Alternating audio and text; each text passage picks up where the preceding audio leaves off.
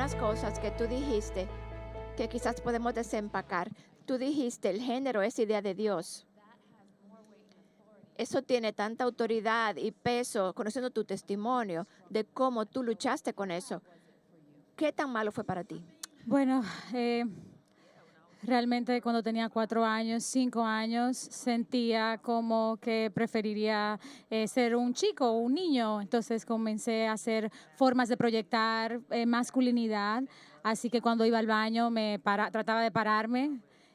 Cuando iba a bañarme me ponía la toalla en mi cadera porque veía que eso era lo que los hombres hacían. Pienso que estaba confundida de muchas formas, pero esto fue como al principio de los 90. Entonces no estaba en los medios, no tenía un nombre, no podía decir, oh, esto es lo que debo hacer con estos sentimientos.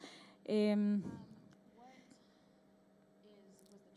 ¿Cuál ¿Cuál fue el fue? punto de inflexión en tu vida? Pienso que cuando me convertí, cuando vine a Cristo, fue cuando inicié. No pienso que eso cambió como yo me veía, pero pienso que el discipulado cambió la forma en la que yo me veía. Ahí fue que comencé a caminar con mujeres mayores que yo, quienes me pudieron afirmar y afirmar quién yo era como mujer y me llevaban a través de las escrituras. Y cuando comencé a reconocer que mi feminidad fue un propósito que fue intencional y que glorificaba a Dios y que Dios lo hizo porque Él era más sabio que yo, entonces eso me libertó de todas las mentiras cuando reconocí esto. Este cuerpo es mío y este cuerpo no es mío, es de Él y es para Él y fue hecho para Él. Estoy agradecida de que Dios me diera un cuerpo que no es solo mío, sí también que puede albergar a otro ser, poder criar otras mujeres que puedan creer en Dios y lo que Él es. Mary, tú has sido una líder en ayudar a las mujeres a ayudar a entender la teología del género. Oyendo esto de Jackie y lo que ella compartió, ¿qué piensas para las mujeres que están allá afuera, que están luchando o están ayudando a otras? Yo me encanta como Jackie lo dijo esta mañana, diciendo que necesitamos ir a la palabra, necesitamos ir a la idea de que el género y la sexualidad últimamente no se trata de nosotros, sino de traer gloria a Dios, que Él lo creó, es su idea, y Él sabe mejor lo que funciona y entonces confiar a Dios en eso. Otro tópico que tú tocaste pudieron haber sido mensajes completos, pero dijiste, hay mujeres adictas a la pornografía en este lugar y en este live stream, en esta conexión, porque no saben cómo tener intimidad. Ambas. ¿Qué tan malo es el problema de la pornografía en la iglesia? Se ha hecho peor en los últimos 10 o 15 años. Antes era algo que le afectaba a los hombres, la pornografía, pero la pornografía ahora hay muchas mujeres. Encuentro que cuando hablo con mujeres asumo que al menos un tercio o la mitad luchan con la pornografía o ha sido atraída en algunos momentos, en alguna forma.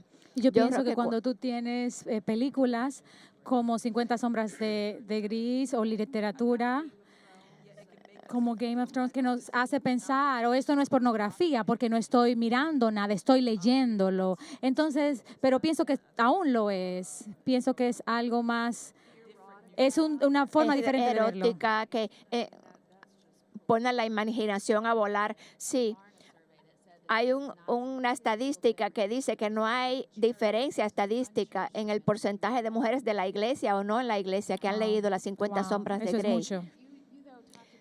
Tú dijiste que es una falta de intimidad que nos lleva a eso. ¿Puedes desempacar eso de la intimidad? Yo pienso que, por ejemplo, yo vi pornografía, yo lo hice. Pero pienso que hay algunas cosas acerca de ver gente, tener intimidad, que nos hace pensar como si nosotras tenemos acceso a esa intimidad y que si estamos viviendo lo que estamos viendo, porque hay una satisfacción que tú recibes y por eso lo hacemos. Por eso se hace. Entonces yo no pienso que Dios nos creó para eso. Él nos dio reales cuerpos debemos actuar de manera íntima, sexual con nuestros esposos. Y eso es la cosa real, el asunto real. La pornografía no es real, pero se siente real. Hay investigación que nos dice que las mujeres que están viendo la pornografía y los hombres, aunque piensan que están despertando su sexualidad, están aplacándolos, están menos interesados en el sexo, porque están menos interesados y no son capaces de disfrutar una persona real, una persona viva, real. Es triste. Y especialmente lo que va a pasar ahora con esto virtual y toda esta realidad virtual y la pornografía va a hacer aún más parecer que es real, pero va a ser menos real. Y puedo decir cómo la pornografía está tintada por el matrimonio, porque antes de casarme, antes de ser cristiana, vi pornografía desde los 5 años hasta los 19 años. Esos son años de pornografía. Entonces, cuando me casé, pensé, yo puedo hacer esto, estoy bien. Pero una de las formas en las que sé que me ha afectado es que fui a tener sexo con mi esposo pensando que yo era como una de esas mujeres y pensando que él pensaba que yo era como esas mujeres y que yo era un objeto como estas mujeres. Entonces, tuve que desconectarme, de proyectar en mi esposo lo que vi hacer estos hombres, estas mujeres. Entonces pienso que es tan difícil para nuestro valor y para nuestra sexualidad. Y es cada vez más violento, lo cual trae un tópico que creo que ustedes han abordado audazmente hoy, con coraje. Podemos hablar de muchas cosas, pero una de los tópicos en el momento es el asunto del abuso sexual y la conversación cultural. ¿Cómo se siente tu corazón ahora? Bueno, mirando el drama que precedió la charla de Jackie, eso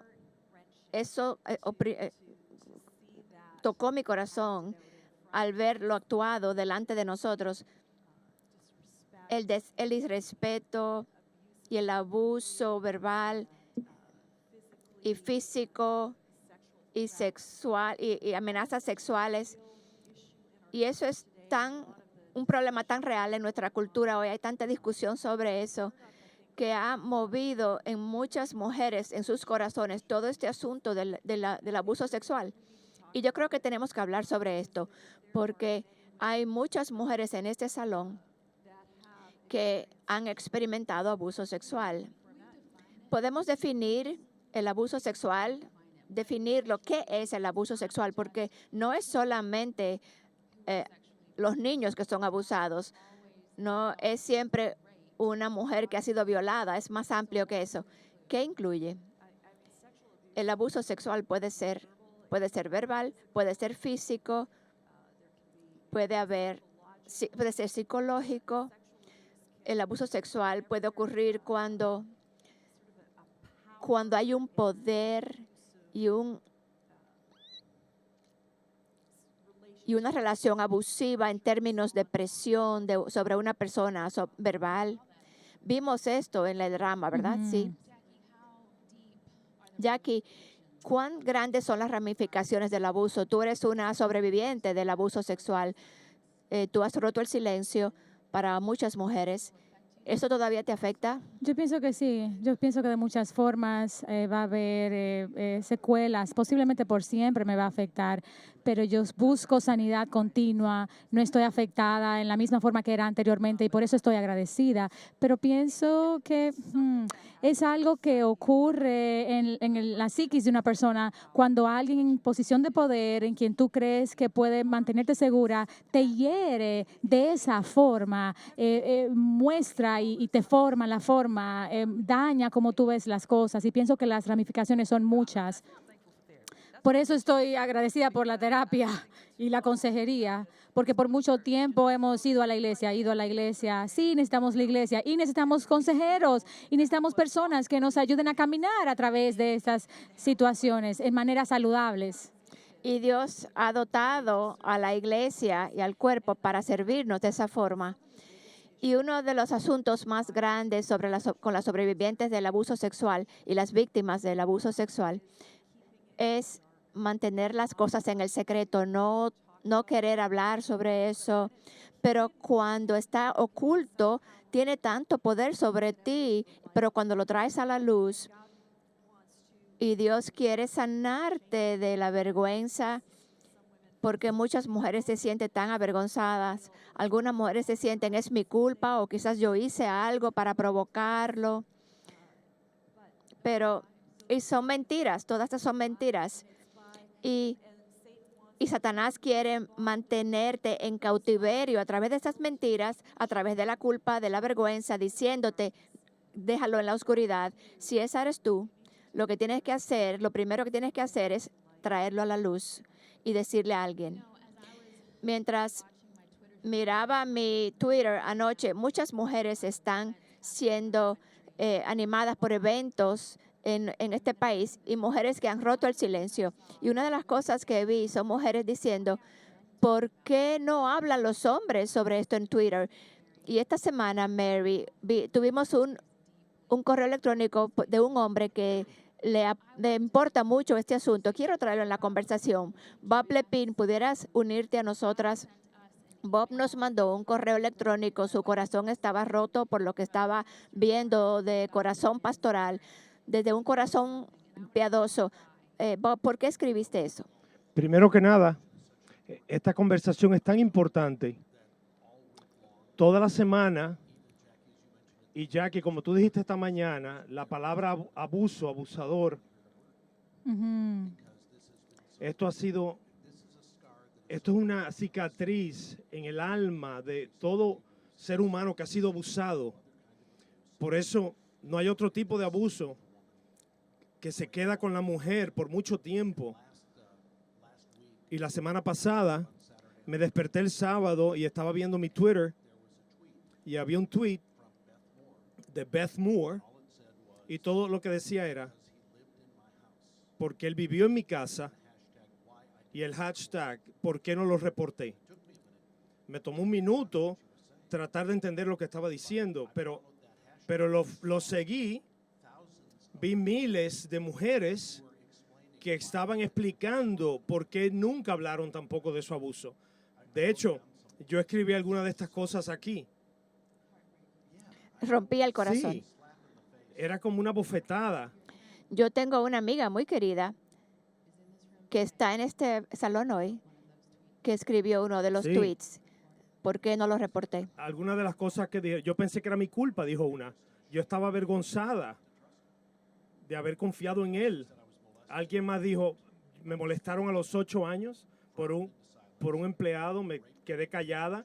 Fue violada por 2 niños a los 8 años y me culpé. Yo misma me sentí tan avergonzada. Y se lo dije a mi hija hace 6 años cuando tenía 60 años. Tú piensa en los años que has estado cargando eso adentro. Y nadie con quien poder compartir esto.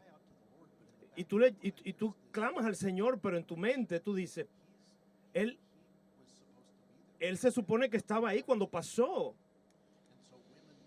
Muchas mujeres dudan la bondad de Dios y preguntándose, ¿cómo esto pudo haberme pasado a mí? Si Dios es mi fortaleza y mi escudo, ¿cómo esto me pudo haber pasado a mí? ¿Cómo Él permitió esto? Y por eso esto me llevó a sentarme y escribir una carta abierta. Eso me tocó. Yo me senté en mi oficina y lloré porque las palabras eran tan tiernas. ¿Pudieras leer parte de ese correo? Creo que puede ayudar a muchas de estas mujeres a ser Sí. libertadas. Y esto es algo que pusimos en el website. No voy a leer todo, pero yo dije, déjame saltar esta parte. Esto es alguien que ha experimentado abuso. Debe preguntarse cuál es la realidad de la providencia de Dios. Preguntas y dudas de la bondad de Dios. De cómo un Dios bueno y amoroso permite que el mal suceda. A nivel teológico y también a nivel personal. ¿Cómo Dios permitiste que esto me pasara a mí? Y no hay... Tú puedes dar respuestas, pero eso no va a resolver nada. Mira Job, quien experimentó profundo dolor y tristeza, y él llevó eso al Señor. Y al final de Job, y le pregunta a Dios todas estas preguntas, ¿por qué, por qué, por qué? Y Dios le dejó que él sacara todo eso de adentro, y Dios tomó aire, y yo puedo imaginar el tono de la voz de Dios. Pero yo creo que debió haber sido uno firme, pero gentil y bondadoso. Las palabras sin conocimiento. Tú tienes que entender, tratar de entender que el abuso profundo que experimentaste puede ser más fuerte que tu creencia de la bondad de Dios. ¿Es tu dolor tan grande que invalida lo que tú conoces? Y yo no creo que es accidente que esté en la Biblia. Job está aquí y lo próximo es los Salmos. Dios le dice a Job, ¿por qué? Yo soy Dios, le dijo a Job. Y entonces los Salmos nos da lenguaje para llevar nuestro dolor y nuestra desesperación, verbalizarlo y llevarlo como adoración ante Dios. Pero tú lees el Salmo 13, oh Señor, ¿hasta cuándo me vas a olvidar? Y Dios nos invita, tráeme eso a mí, trae tu dolor a mí. Y ahí es donde encuentras la sanación. Las aflicciones que has experimentado va a producir en ti un peso de gloria que no se va a poder comparar con nada. Anoche, mientras oraba por mujeres en este salón, sabiendo que tendríamos esta conversación y que tú escribes en tu libro, que pudiera ser algo Sí, así es. Esto puede alimenta. ser difícil. Pienso que como aprendí a prepararme a mí misma para esta conversación, pienso que cuando especialmente no discutes esto, no hablas de esto continuamente, escuchar la palabra abuso o recordarte de eso, hace algo en tu corazón y quieres salir, quieres llorar. Quieres ir al hotel a llorar. Tú traes los salmos y el Señor me dio este versículo. Salmo 118, 5. En el medio de mi angustia, y tú sientes esa angustia, invoqué al Señor, el Señor me respondió y me puso en un lugar espacioso. Él quiere ponerte en libertad. No te vamos a poner esta conversación para ponerte enojada, sino dirigidos por el Señor para poder ser parte de participar en tu libertad hoy. Yo quiero decir, de parte de hombres cristianos, yo tengo tanta pena por cómo cualquier hombre haya hecho el mal que te ha hecho. Y eso estuvo mal. Y mi corazón se rompe, se quebranta de que hijas de Dios y que ese mal que se le ha hecho y que tu alma tiene eso ahí adentro. Yo termino diciendo, Jesús se duele por tu dolor. Él pudo haberlo terminado, pero Él no lo hizo. No sé por qué, pero puedo decirte que Él dio su vida para salvarte y para sanar eso.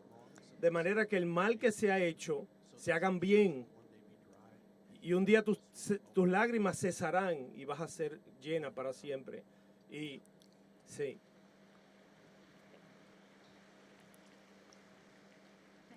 Gracias, Bob. Eso fue lo que sentí cuando leí lo que leíste y espero que las mujeres aquí lo hayan sentido en su ser. Hay hombres buenos, hay hombres piadosos, hay lugares seguros y puedes correr a ese lugar y encontrar libertad. Gracias por ayudarme a desempacar esto. Sentimos la dirección de preguntarle a una mujer que ha experimentado abuso que venga a compartir su historia de cómo ella encontró la libertad. Entonces quiero invitar a mi amiga, a Paulina. Ella es de México, ella es esposa de pastor, una conferencista, y ella ha experimentado cosas horribles en su niñez de manos de su padrastro, el novio de su mamá. Y hoy ella está caminando en libertad y su historia te va a animar. Ven, Paulina, por aquí y comparte con nosotras. Paulina, mientras Jackie hablaba de cómo el abuso te saborea tu vida Eso fue muy verdadero para ti. Fuiste abusada de niña, pero cuando tenías 15 años ya tenías un lente a través del cual tú veías a los hombres. ¿Cómo reaccionaste ante los hombres cuando eras una adolescente? Bueno, Dana, para mí fue bastante confuso en mi mente, porque de alguna forma yo tenía miedo de los hombres mayores y yo pensaba que todos los hombres estaban enamorados de mí o querían salir conmigo de alguna forma. Aún el pastor de jóvenes cuando íbamos a la iglesia y él me topaba, yo pensaba, yo pienso que él quiere estar conmigo. Entonces yo tenía esa en mi mente y de la otra forma quería protección de los hombres también. Yo tenía temor, tú dijiste, de ellos, pero los veía como a través del sexo, Sí, con un sí. lente de sexo. Y eso es muy común de las abusadas sexuales cuando son pequeñas o adultas, que las mentiras le dicen, oh, mi único valor es en ser sexual, o estoy aterrorizada y me voy a alejar del sexo. Tú experimentaste ambas Y cosas. yo pienso que es una máscara y que comenzó a desarrollarse, una máscara que comenzó a desarrollarse de sí, yo puedo ser seductora, puedo ser atractiva, quiero su atención, pero una vez tengo su atención, quiero su amor y su protección. Entonces, sí, quiero darte lo que tú quieres, pero eventualmente quiero que tú me ames. ¿Y cómo te sentías tú a los 15 años? Bueno, En aquel momento eras Paulina Lafontaine. Paulina Lafontaine. ¿Cómo te sentías a esa edad, 15 años? Es bueno tener una nueva identidad y un nuevo nombre. Bueno, pienso que la palabra es confuso, porque estaba bastante promiscua en ese tiempo y todo era acerca de los chicos, de los hombres, y me besaba con ellos y quería su atención y salía con uno y salía con el otro.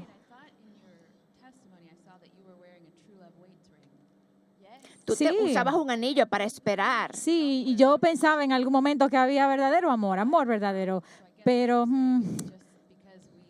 Como tú vivías la vida y que aunque hagamos y así caminemos es. de una Yo forma, no no lo era una creemos. creyente, pero yo esperaba, yo quería algo más que yo no tenía en ese momento.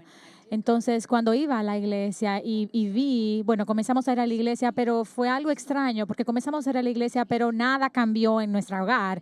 El abuso no cambió, la violencia no cambió, mi mamá gritaba todo el tiempo. Entonces, íbamos a la iglesia, pero nada ha cambiado en nosotros, no ha cambiado nada. No era algo como que nosotros creíamos. Entonces, en un punto en tu adolescencia, tú tuviste un novio que duró un tiempo. Sí, yo pienso y creo que Dios permitió eso para que yo no hubiese sido más promiscuo con otros chicos, pero yo tenía 15 años y salí con él desde que tuve 15 años hasta los 23 años. Fueron 8 años de una relación en la cual puse toda mi confianza en este hombre y que este hombre iba a hacerme feliz. Bueno, pienso que era una mentira. Él era un buen hombre y él me trataba muy bien. Y yo decidí, cuando tenía 18 años, yo pienso que tú eres el hombre con el que yo me voy a casar y yo pienso que tú eres el hombre que me va a amar y me va a proteger. Entonces le di mi anillo de amor y quiero ser tuya de todas ¿Y formas. qué hizo en tu corazón? El pecado es bastante sutil porque una vez lo haces, quieres hacerlo de nuevo y tú no te sientes tan mal hacerlo de nuevo y hacerlo de nuevo. Entonces yo sabía que yo había escuchado que tú no deberías tener relaciones sexuales antes del matrimonio, pero yo pensé que yo amaba a este chico y que él se iba a casar conmigo de todas formas. Pero 8 años después rompimos la relación y eso destruyó mi corazón. ¿Qué hiciste cuando rompiste con él? ¿Dejaste a los muchachos porque no funcionaban? Eso no estaba funcionando en realidad, pero yo sabía, es tiempo para mí ir a la iglesia, yo sé que Dios tiene algo para mí, es tiempo de que yo regrese a la iglesia, pero Satanás decía, no, tú estás muy lejos. Y yo pienso que mi reto más difícil fueron esos años donde yo creía tantas mentiras y aún buscando este amor en los hombres. y en muchos lugares. Buscaste a hombres en la iglesia, entonces.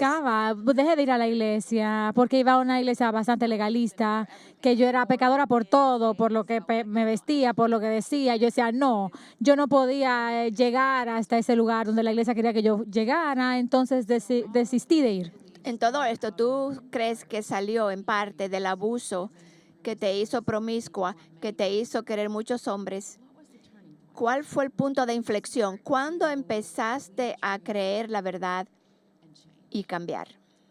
Bueno, por la gracia de Dios, Él proveyó, Él permitió más errores y más situaciones difíciles en mi vida, buscando este amor en otras personas, en otros hombres, y rompía mi corazón. Y yo decía, yo soy tóxica a mí misma, esto no está funcionando.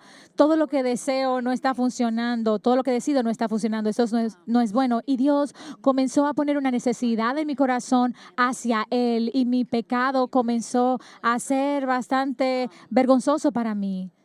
Entonces, recuerdo decir, yo no puedo hacer esto más. Yo necesito, pero estaba tan temerosa de confiar en Dios, porque cada persona a la cual confiaba eventualmente me desilusionaban. Entonces, Las personas te defraudaban y te abusaban.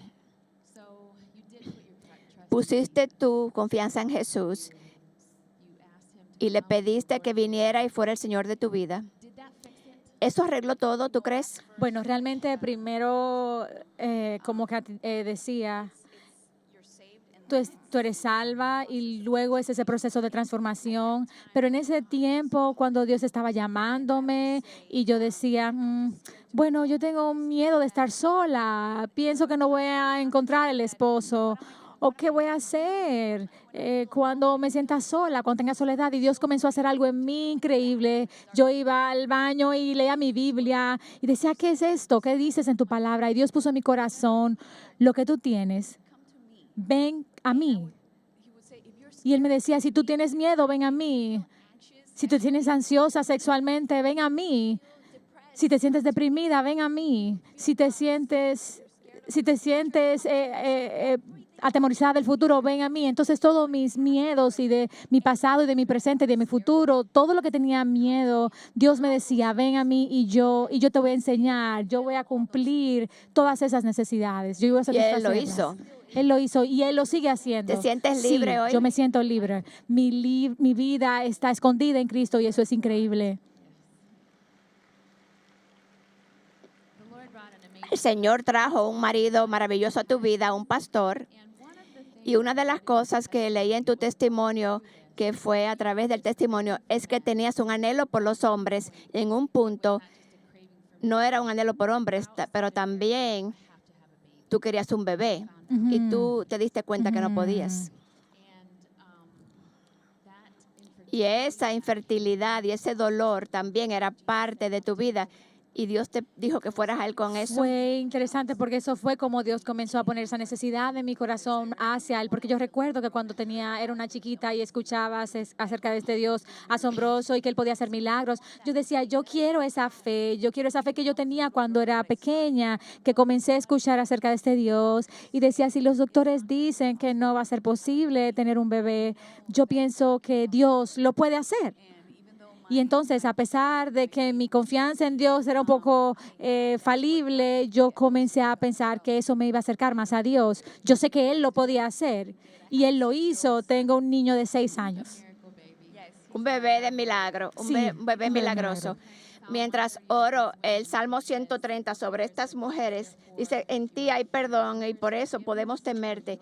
Hay perdón para tu pecado, hay perdón para el pecado de tu abusador. ¿Verdad, Paulina? Así es. Yo pienso que una de las cosas más difíciles para mí fue no tan solo, y es interesante decirlo, no fue tan solo perdonar a quien me abusó, pero fue difícil perdonar a mi mamá. Porque como Mary decía, era algo que tú no quieres compartir con tu abusador, tú no quieres compartir, pero cuando tenía 7 años, que fue la primera vez que fue molestada sexualmente, yo le dije a mi mamá de una vez, y por los 8 próximos años ella no hizo nada, y eso fue lo más difícil para mí. La persona que debió amarme más no me amó, y por la gracia de Dios la he perdonado. la he perdonado y la amo con todo mi corazón. Eso me suena a libertad a mí. Así es, así es. Gracias por compartir tu testimonio con nosotros. Thank you, gracias.